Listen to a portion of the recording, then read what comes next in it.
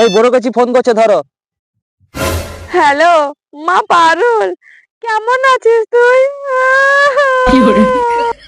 High রে কচি রে, তোর এতদিন পরে তোর মায়ের কথা মনে পড়লো। তোর বাপ কি এমন বলে দিচ্ছে তার জন্য তুই 2 মাস আসুনু, আমাকে ফোনও করুনু, আমার খোঁজ খবর লুনু, আমার সঙ্গে কথাও বলুনু। আমার লাতিটা কেমন আছে না আছে কিচ্ছু বলুনু কো তোরা। জামাই না হয় পরের বেটা, তুই তো আমার নিজের পেটের না, তুই তো মাটার খবর নিতে পারো নাকি? হ্যাঁ, এত পাষাণ তোরা, হ্যাঁ? দে আমার লাতিটাকে ফোন দে।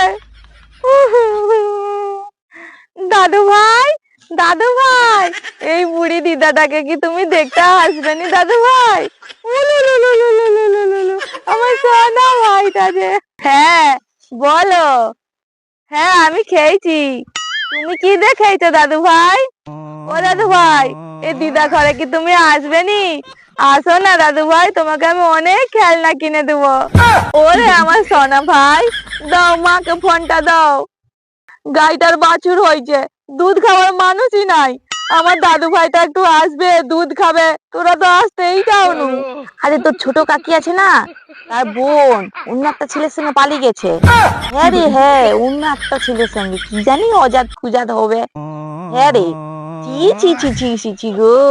তো ছোট কাকিকে দেখুন ঝগড়ার সময় কিরকম ঢঙের কথা রঙের কথা বলতো, এখন কি আর শাক দিয়ে মাছ ঢাকবে, নিজের বোনই তো পালিয়ে গেছে লোকের সঙ্গে।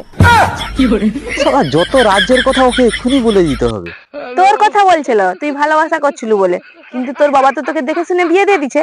নিজের আর কোথায় মুখ লুকাবে? নিজের বোনই তো পালিয়ে গেছে লোকের ছেলের সঙ্গে। ওই মেয়েটা সবসময় লোকের নিন্দা করে, পরের নিন্দা করলে না নিজের নিন্দা হয়। হ্যাঁ খেয়েছিলি দুটা সকালবেলা, ওই বেগুন পুড়া আর আলু ভাজা দিয়ে চারটি পান্তা ভাত খেয়েছিলি। তোদের কি রান্না হয়েছে কচি? ও আচ্ছা, না রে এখন যেতে পারবো নি, ঘরে দুনিয়ার কাজ। না রে তোর বাবাও যেতে পারবে নি, গরুর জাউরি ফাউরি ছিঁড়তে যায়। কতক্ষণ ধরে কথা বলে রে, তবু কথা বলা শেষই হয়নি। হ্যাঁ, আরে আমার দাদু ভাই এত মোড়া কান্না কান্দিছে কেন? দুধ খাবে বলে? আচ্ছা ঠিক আছে, যা যা তুই এখন দুধ খাওয়া, যা আগে তা। হ্যাঁ ঠিক আছে, লে এখন রাখ, পরে কথা বলবো। করছি রাখি, হ্যাঁ।